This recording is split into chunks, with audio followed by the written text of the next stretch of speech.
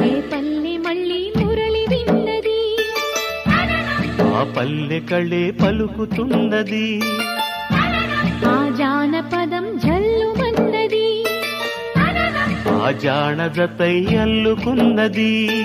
మొగలి పువ్వు మహారాజుకి మొదటి కానుక, ఎదను పరిచి వేసేయన ప్రణయ వేదిక.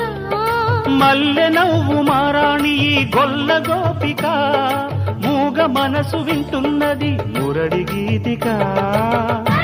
రేపల్లె మళ్ళీ మురళి విన్నది, ఆ పల్లె కళే పలుకుతున్నది.